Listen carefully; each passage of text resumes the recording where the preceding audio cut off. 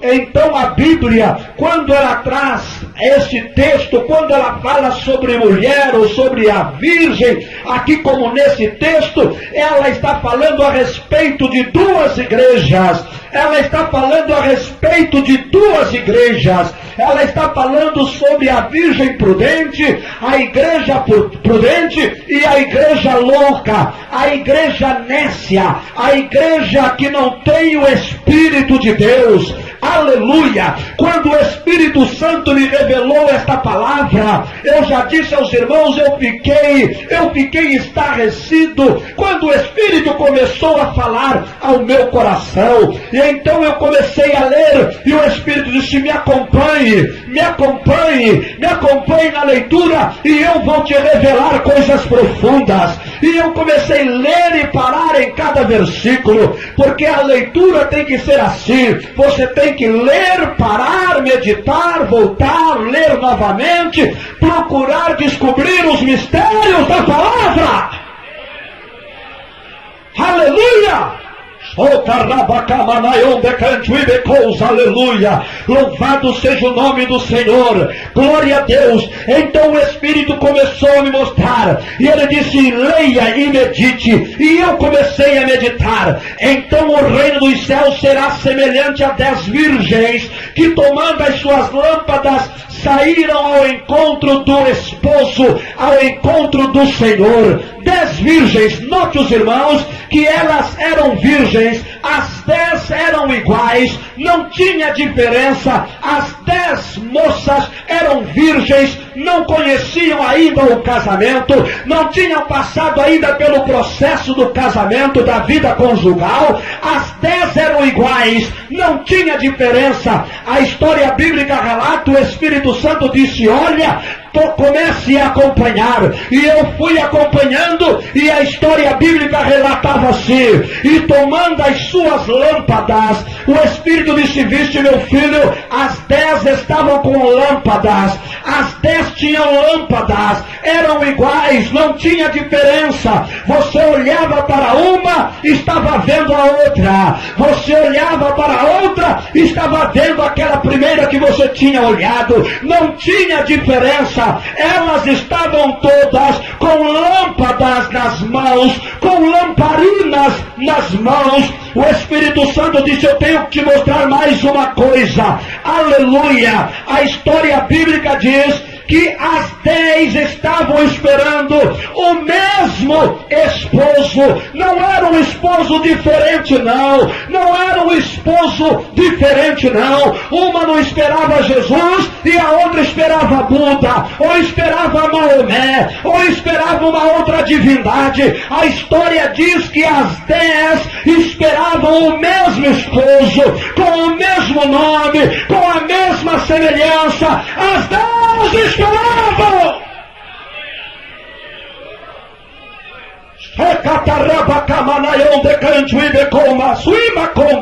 Aleluia! Glória a Deus, glória a Deus. Tudo era iguais, não tinha diferença. Você olhava no traje de uma, estava olhando no traje da outra. Era perfeita, a perfeição estava ali. Só existia uma coisa de diferente. A história bíblica diz que 5 eram prudentes e 5 eram loucas, eram nécias. 5 tinham prudência na vida, eram temperantes, eram vidas abençoadas em Deus, tinham o Espírito Santo. 5 tinham a graça de Deus, esperava o Senhor, esperava Deus de qualquer maneira, sabia que o Senhor ia voltar, não importa se era noite, se era de madrugada, ou se era pela manhã ou no decorrer do dia, elas estavam prontas esperando Jesus. Levante a sua mão e dê glória ao nome do Senhor. Aleluia! mas 5 delas não era assim. A história bíblica relata que 5 virgens não eram prudentes, eram loucas, nécias, e uma pessoa louca não sabe o que está fazendo. Uma pessoa louca, você não pode confiar em quem é louco, você não pode confiar em quem não tem um bom juízo, um bom pensamento, porque agora ele pensa de um jeito, daqui a pouco ele pensa de outra maneira. Agora ele é santo, daqui a pouco ele é demônio. Agora ele é igreja pura, daqui a pouco ele é corrompido. São assim a palavra diz que o louco não tem entendimento, o louco não tem entendimento, e a Bíblia diz que essas 5 mulheres eram símbolo da igreja. 5 porque esperavam o mesmo esposo, mas eram loucos, eram loucas, não tinham entendimento, elas não sabiam diferenciar o certo do errado, elas estavam vivendo néciasmente, estavam vivendo débias, elas não tinham a presença real do Espírito Santo verdadeiro. Agora você que está me ouvindo pode estar querendo perguntar: pastor, mas quem é esta igreja então? Quem é este povo então? Que povo é este que está também no mundo parecendo conosco agora? Que povo é este, pastor, que se parece com a igreja verdadeira agora? Quem é este povo? Eu vou te dizer no decorrer desta mensagem. Fique na presença do Espírito Santo e o Espírito Santo vai revelar ao seu coração.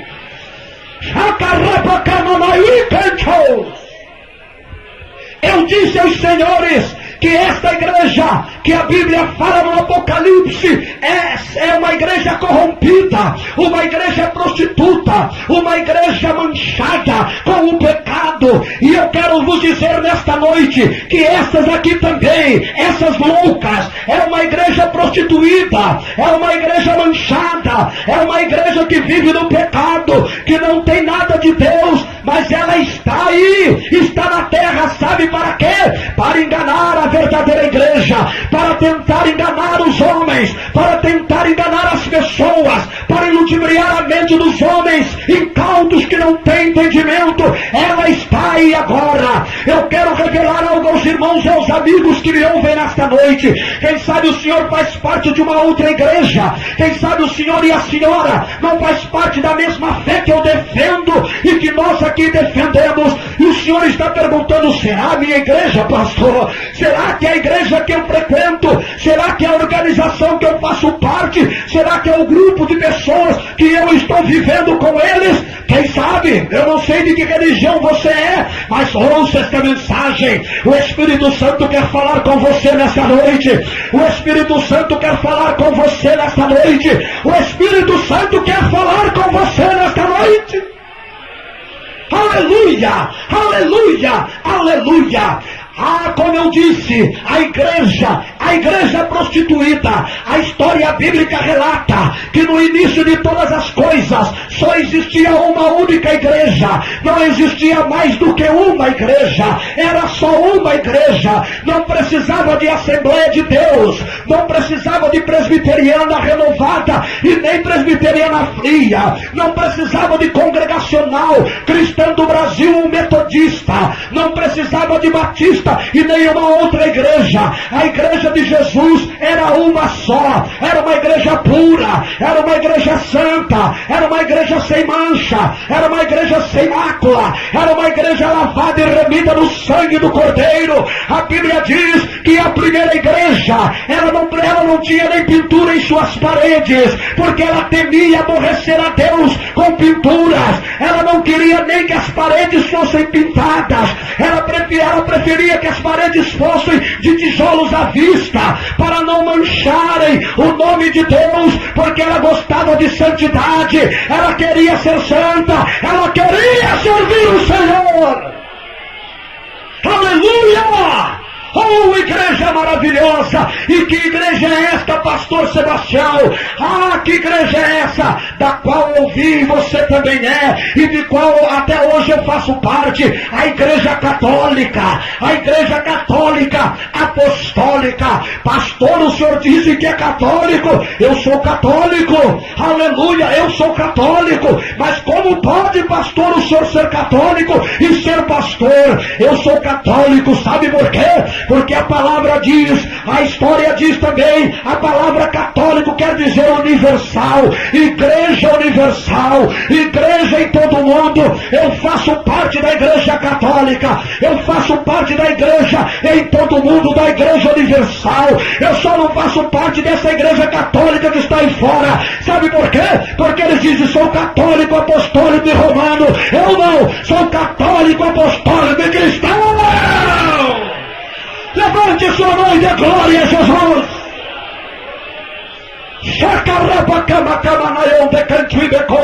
Aleluia. Então é uma grande diferença. Existe uma diferença muito grande. Ser católico, apostólico e romano e ser católico, apostólico cristão. É diferente, amigos. É diferente, irmãos. Talvez você diga, pastor, mas aonde está a diferença? Eu quero dizer a você, esta igreja católica, apostólica e romana, que foi fundada lá em Roma, que nasceu lá em Roma. Paulo, antes dessa igreja se prostituir, já no capítulo 1 e no versículo 18 do livro de Romanos, Paulo profetizou contra esta igreja. Ele disse, olha, com o decorrer dos dias e dos anos, esta igreja, ela vai se corromper, esta igreja vai deixar a cruz de Cristo, esta igreja vai deixar o caminho do céu, esta igreja vai abandonar os preceitos bíblicos e vai se debandar. A história bíblica diz, lá em Romanos capítulo 1 e 18, que eles haveriam de deixar de amar o Criador e começariam a amar a criatura. Eles haveriam de amar imagem, eles haveriam de adorar imagens de homens, de quadrúpedes, de répteis, de animais e de pessoas que haveriam de morrer. Eles haveriam de passar a usar esta prática. Paulo falou isso em Romanos capítulo 1 e 18. Você pode ler na sua Bíblia e sabe mais o que Paulo profetizou a respeito desta igreja. Ele disse, olha, com o decorrer dos dias e por causa do pecado desta igreja, muitas pessoas vão se contaminarem com o pecado. E sabe qual tipo de pecado? O pecado do lesbianismo, o pecado do homossexualismo. Eles haveriam de se corromper de tal maneira, e a idolatria que haveria de cair no meio deles levaria os homens ao homossexualismo, levaria as mulheres ao lesbianismo. A Bíblia diz, e até as suas mulheres deixarão o uso natural do varão e vão se inflamar mulher com mulher, varão com varão, cometendo torpeza, mas receberão de Deus a condenação.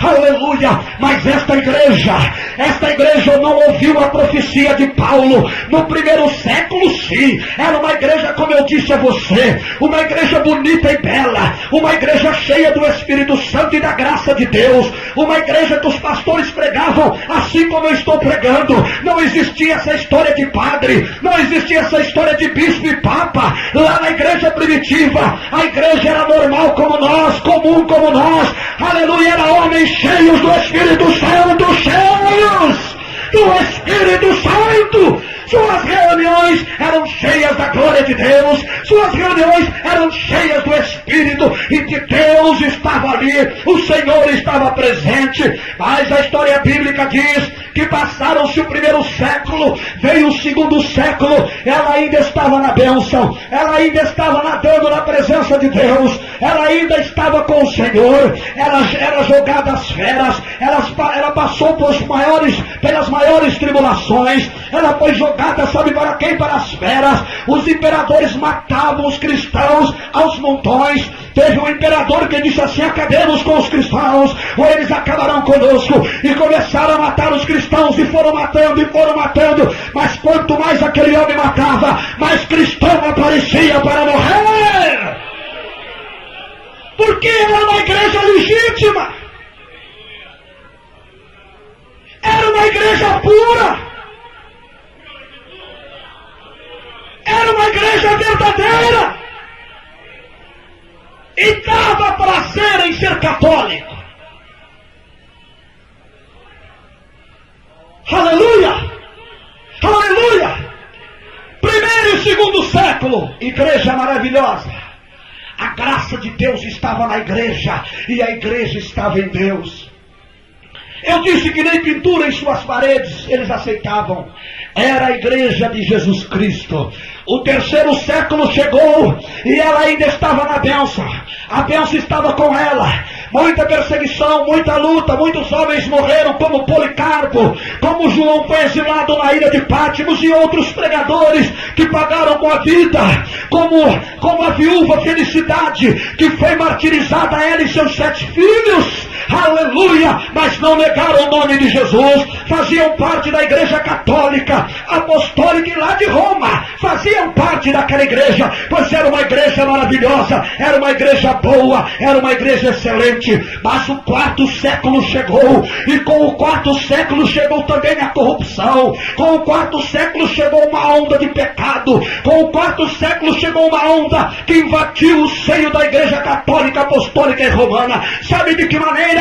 A história bíblica diz que eles fizeram um pacto com o governo e igreja e governo começaram a andar de braços dados. Constantino, o imperador, que subiu ao império no ano 306, ele se declarou cristão. Sabe por que se declarou cristão? Não porque havia se convertido, mas ele viu o valor daquele povo e ele disse: vou ter muitas influências e vou poder dominar o mundo com este povo. Eu com os cristãos, sendo imperador, e eles do meu lado, esse povo não teme nada, esse povo morre na arena, esse povo morre na espada, esse povo morre na cruz, esse povo morre na fogueira e não nega Jesus, eles serão fiéis a mim.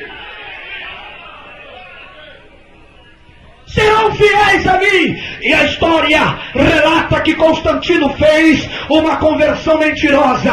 Ele disse: agora sou cristão. Numa das reuniões da igreja primitiva, ele levanta a sua mão e diz que aceita Jesus e vem para o seio da igreja.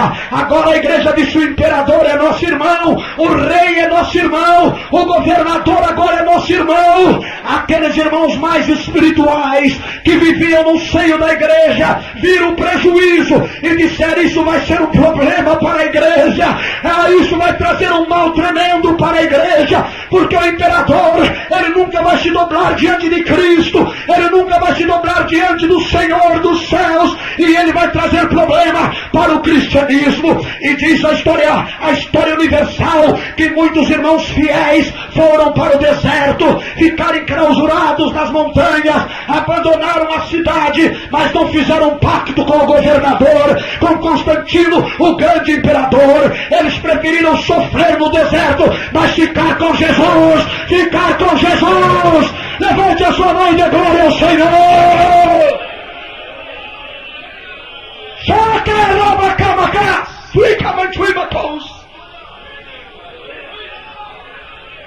Querida igreja que me ouve nesta noite, nós estamos correndo um perigo muito grande em nossa pátria.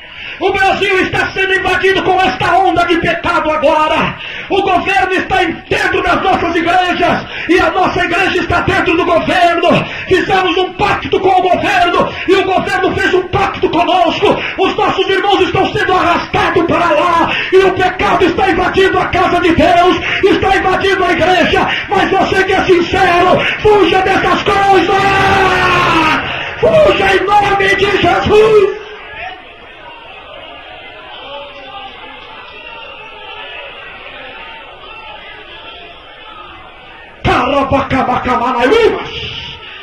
Senão o destino desta igreja santa será como o catolicismo romano.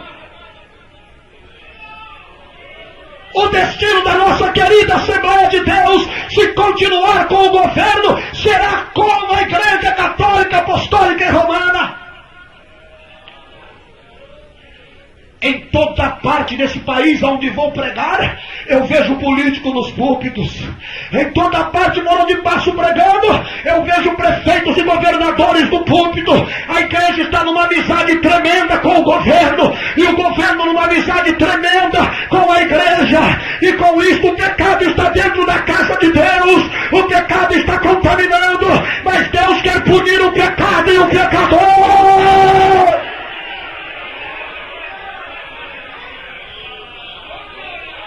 É tempo de santidade! Santidade ao Senhor!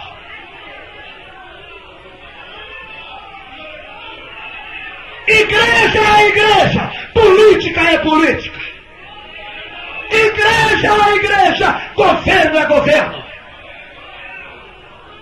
Pastor, o senhor está pregando contra o governo e jogando a igreja contra o governo? Não! A igreja tem que respeitar o governo, assim como o governo tem que respeitar a igreja. Agora, respeito não quer dizer alienação. Respeito não quer dizer ajuntar-se a ele. Respeitar não quer dizer estar com ele nos seus pensamentos, não. Respeitar quer dizer honrar a palavra.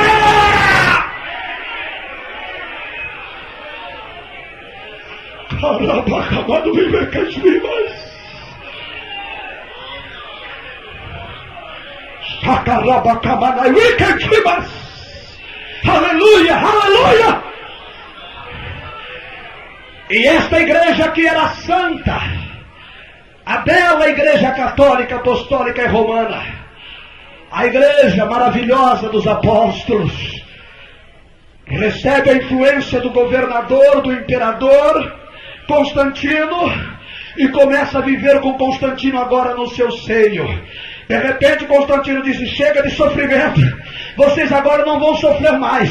Chega de leões, chega de espada, chega de perseguição, chega agora de sofrimento. Vocês têm que gozar agora da fortuna do governo. Vocês agora têm que gozar da fortuna do governo. Vocês sofreram demais. Sabe de uma coisa? Aquele palácio ali está bom para vocês fazerem a igreja de vocês, e deu para a igreja o palácio de Latrão em Roma. Era uma bela casa, era um belo palácio, aonde foi a sede do governo romano. O governo saiu de lá e deu para a igreja, e a igreja recebeu a oferta de Constantino. Depois Constantino disse: sabe de uma coisa, gente? Nós precisamos mudar um pouco a fachada desta igreja. Sabe que tem uma coisa boa no palácio? Vocês sabem que o imperador, quando passa, alguém precisa colocar aquele incenso para o imperador. Vamos usar isso também na casa de Deus. Jesus está na casa, vamos usar o incenso para Jesus. E trouxe o costume para dentro da igreja, aquele incenso que até hoje está na igreja católica, que os coroinhas passam para o padre, defumando o altar, para lá e para cá e tocando as campainhas. Aquilo ali era do imperador romano, era de Constantino, de César, de Nero e de outros imperadores do passado. Trouxeram para dentro da casa de Deus. Depois o imperador disse: sabe de uma coisa? Eu acho que está na hora de nós fazermos um templo em Jerusalém, e esse templo nós podemos dar um nome para ele. Vamos deixar desse cristianismo arcaico, desse cristianismo que nada. Constantino dava o nome de crente, mas de vez em quando estava nos cultos dos deuses pagãos. A igreja encontrava ele lá cultuando os deuses pagãos, mas aqueles crentes simples, aqueles crentes que viviam no seio da igreja, aqueles crentes, quando cometia qualquer pequena falha, era excluído pela igreja, era excluído pela direção da igreja. Mas Constantino não, ele era o imperador. Constantino não, ele era o grande, ele não podia ser excluído. A igreja ia perder os bens do governo. Eu quero dizer nesta noite, aleluia, que deve haver uma só balança e uma só medida. Aleluia! Pecado é pecado. Pecado é pecado. Não importa com que roupagem ele venha. Se vem com nome de política ou se vem com nome de corte de cabelo, é pecado. Tem que ser punido. Não pode existir duas medidas.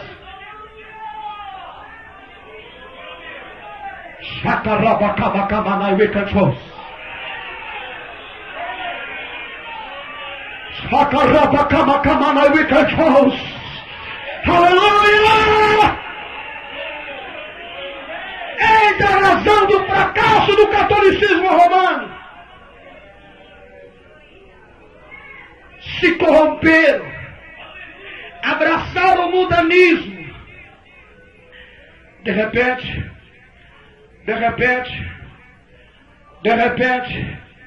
a mãe do imperador disse: eu quero também fazer uma igreja e ofertar para Jesus. Posso? Pode. Ela viajou para Jerusalém e mandou fazer o templo da Santa Natividade. E deu para a igreja Santa Natividade. Natividade foi uma mulher santa de Deus realmente. Ela morreu, mas não negou o nome de Jesus. Ela foi uma crente fiel da igreja primitiva. E agora a mãe de Constantino gostava daquele nome e disse: vamos dar um templo em louvor à Santa Natividade. De repente,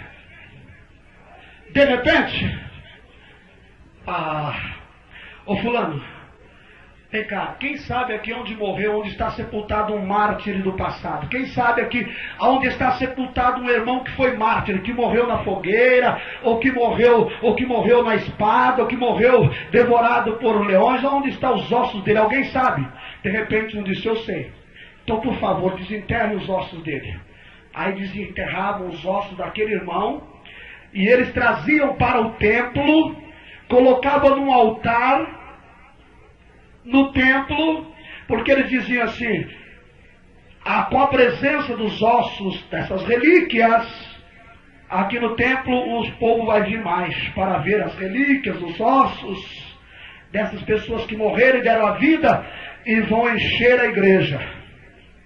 Aí começou a trazer aqueles ossos, os restos mortais, e colocar ali no altar. De repente, sei lá, mas desenterrar mortos demais não vai dar certo. Sabe de uma coisa? É melhor a gente fazer uma imagem. Vamos fazer uma imagem. Fazer uma imagem da Virgem Maria. Vamos fazer a imagem de Jesus Cristo. Vamos fazer a imagem de São Benedito. Vamos fazer a imagem de Santo Antônio. Vamos fazer a imagem de Paulo. Vamos fazer e vamos colocar na igreja. Aí nós vamos venerar a imagem. Aí nós estamos olhando para a imagem, nós estamos lembrando deles. É melhor do que trazer ossos. E aí começou no Concílio VII de Niceia.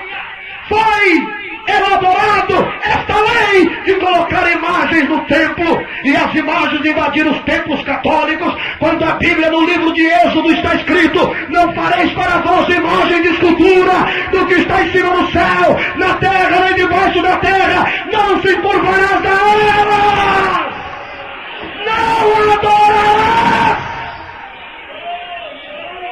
não adorarás.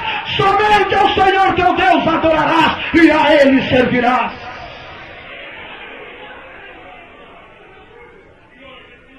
É a corrupção moral. A igreja se corrompeu. A igreja perdeu o sentido de ser igreja. Deixou a cruz. E olha, irmãos, preste atenção nisso. Olha, irmãos. Aleluia. Aleluia. Leia, amigo, você que é católico. Leia a sua Bíblia católica. Não leia a minha, que é protestante, não. Leia a sua. Porque se existe uma Bíblia que condena a idolatria, as imagens de escultura e os costumes da Igreja Católica, é a própria Bíblia Católica. No livro de Sabedoria, no capítulo 14 do livro de Sabedoria da Bíblia Católica, está escrito assim. Está escrito assim: um homem vai fazer uma viagem em alto mar, e ele, para atravessar o mar, ele entra num barco, e aí ele pede o auxílio de um pedaço de pau, de uma madeira que tem olhos, mas não vê, tem boca, mas não fala, tem pés, mas não anda, tem mão, mas não apalpa. Ele pede a proteção para atravessar o mar. Aí a Bíblia Católica diz assim: aquele barco é mais forte do que aquele ídolo que ele pediu, porque o barco pelo menos pode atravessá-lo para o outro lado, e aquele ídolo não pode fazer nada. A Bíblia Católica que diz: Sabe o que a Bíblia Católica diz mais no livro de Sabedoria 14? Ela diz assim: maldito o ídolo, maldita a imagem, maldito o que fez a imagem, maldito o joelho que se dobra perante a imagem. É maldito, diz o livro sagrado, o livro católico.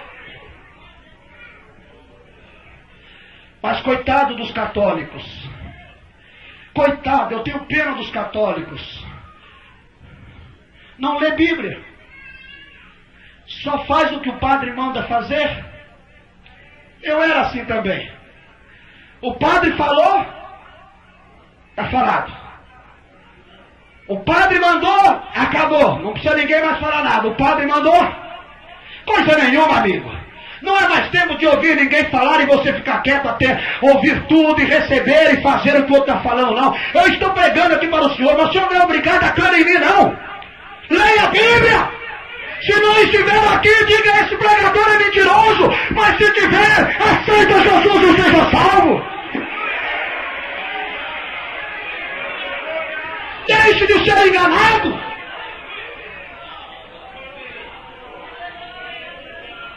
Deixe de ser enganado. Deus ama você e quer te salvar. Agora escutem. Escute uma coisa que eu quero dizer aos senhores. Aleluia. Aleluia. Glória a Jesus. Mas essa igreja, está chovendo? Os irmãos que estiveram lá de fora, entram lá dentro, dá um jeitinho, aperta aí, dá um... Já estou terminando já a mensagem. Vocês estão com pressa, muita pressa? Dá para terminar a mensagem? Amém?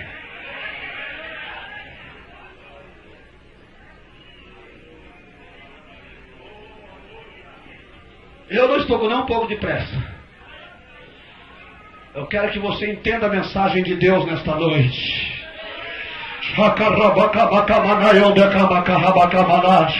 Oh, glória a Deus! Mas escute, amigos, escutem, senhores. Quando essa igreja viu que não tinha mais jeito, o pecado era tremendo, a devassidão era tão grande no seio do catolicismo romano, mas lá dentro tinha homens cheios do Espírito Santo, lá dentro da igreja católica tinha homens cheios de Deus.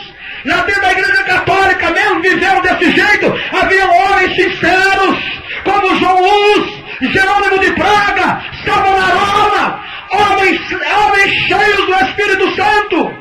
Savonarola chegou no Papa Clemente VI, que era um Papa devasso. Eu estou escrevendo um livro, acabei de escrever agora, e vai sair a partir do mês que vem nas livrarias, A Face Oculta do Catolicismo Romano. A face oculta do catolicismo romano. 25 milhões de vítimas no mundo que eles mataram. Eu vou falar nessa noite e você vai me ouvir e depois você vai dizer se eu tenho razão ou não. O Papa Clemente VI era um Papa miserável. Ele era devasso. Ele violou mais de 200 mulheres virgens. Ele violou mais de 200 freiras. Ele teve 16 filhos ilegítimos. Ele foi amante da própria filha dele, Lucrécia Borgia. Com 11 anos de idade, ele destruiu a vida da menina e colocou a menina no mundo da prostituição. O Papa Clemente VI, leia a história!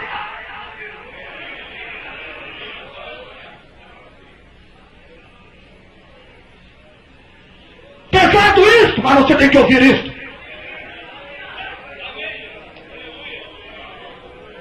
Savonarola se levantou. Savonarola se levantou e foi na frente do Vaticano e desafiou o Papa Clemente, chamou de devasso, chamou de infame, chamou de corrupto, chamou aquela casa de bordel.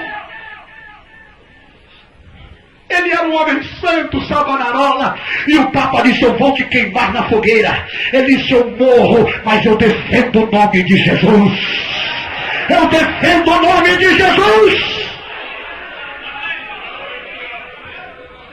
E na praça de São Pedro, em frente ao Vaticano, o Papa Clemente VI mandou queimar Savonarola.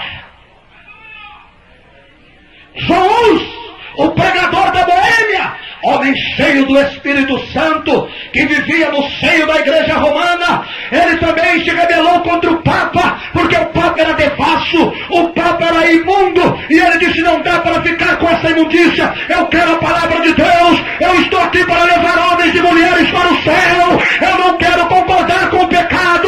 E sabe que o Papa falou: cale a boca, João, cale a boca ou serás queimado como Savonarola. Ele disse: eu morro também, mas eu não calo, eu defendo a santidade em nome de Jesus. João foi para a fogueira na praça de São Pedro. Amarraram João em um poste, tocaram óleo no seu corpo e o Papa acendeu a fogueira.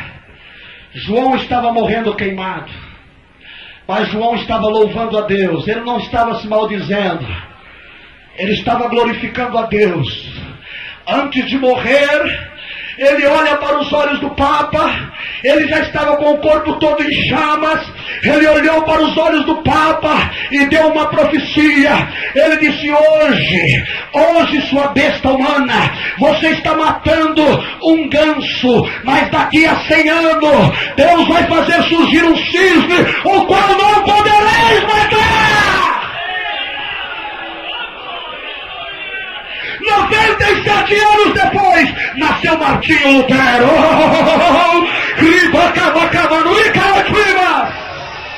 Martinho Lutero, monge, era um padre no Vaticano também. Era um padre que vivia lá no Vaticano. E um dia ele leu na Bíblia: e o justo viverá da fé.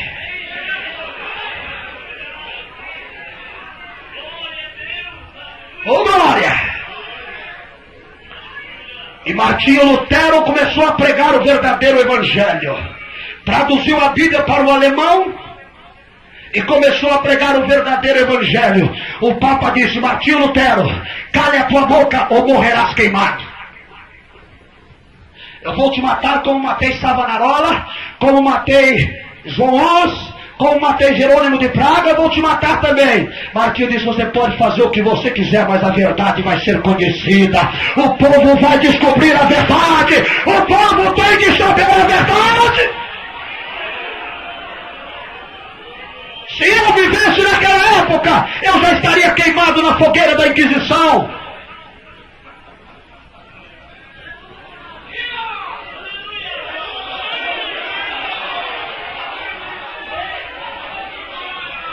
Porque eu desconheço nessa pátria alguém que pregue o cristianismo dessa maneira, aberto, falando sobre o catolicismo, para tirar os católicos do erro e levar os católicos das mãos de Deus. Já recebi muitas ameaças, mas a ameaça não me faz correr.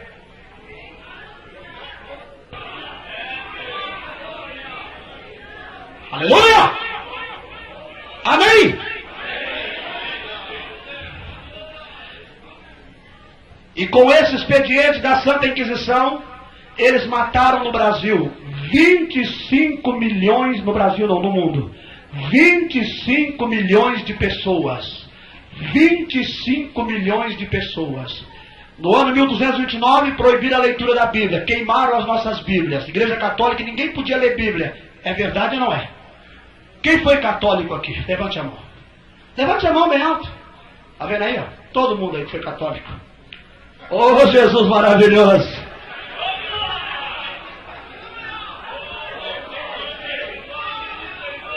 Eu vou fazer uma pergunta a vocês. Vocês querem voltar para a Igreja Católica? Hã? Ah, volta para lá.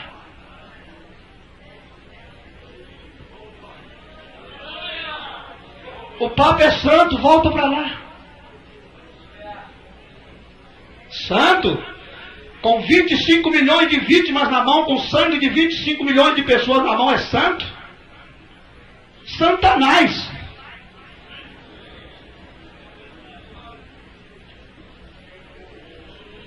Escuta, gente.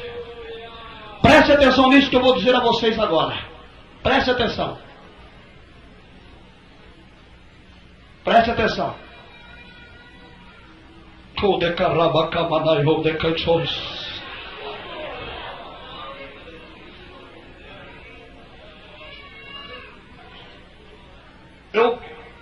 Eu quero que vocês entendam uma coisa.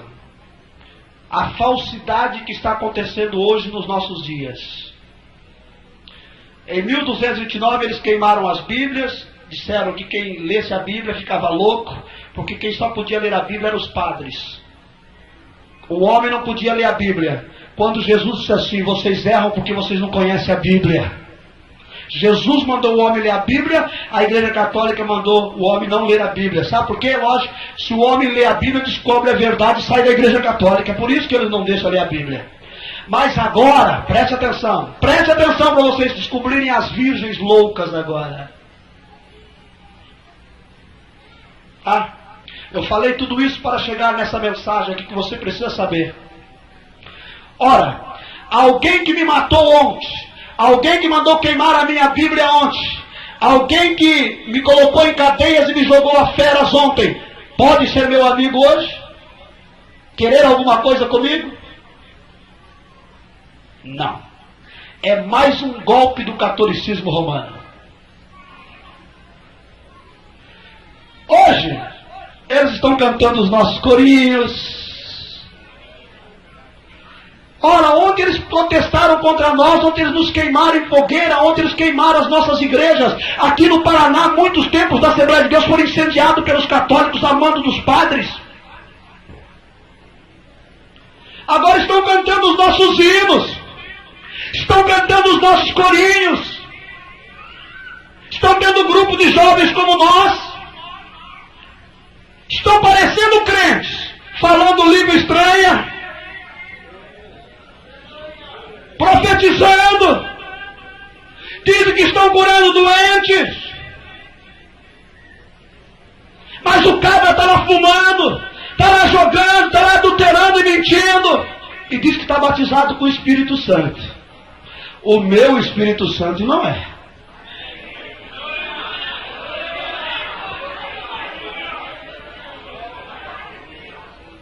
É, pastores?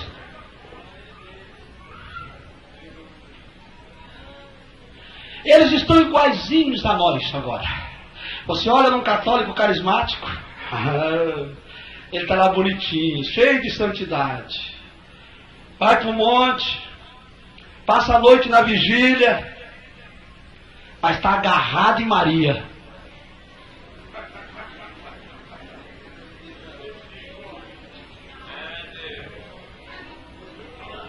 Pastor, o senhor não gosta de Maria? Eu não gosto? Você está enganado. Eu sou uma pessoa que mais amo Maria. Se Deus me der o privilégio, que tenho certeza que vai me dar, depois que chegar no céu, que eu abraçar o meu Salvador Jesus, que Ele é o mais importante para mim. Depois de abraçar a Jesus e dizer a Ele muito obrigado pelo sacrifício do Calvário por me salvar, e o adorá-lo, eu quero procurar lá no céu, entre as miríades, eu quero procurar Maria. Os católicos dizem que Maria está no céu. Mentira, gente. Mentira, gente. É a maior mentira da Igreja Católica dizer que Maria está no céu. Sabe por quê? Só se Jesus é mentiroso. Jesus é mentiroso?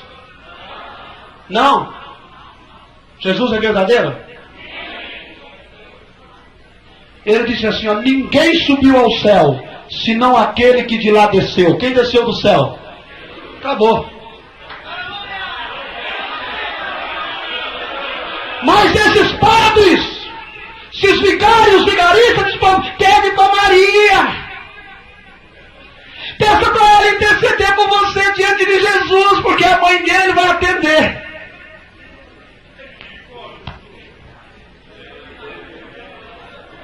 Quando o Senhor Jesus Cristo disse, tudo o que você precisar, peça ao Pai em meu nome.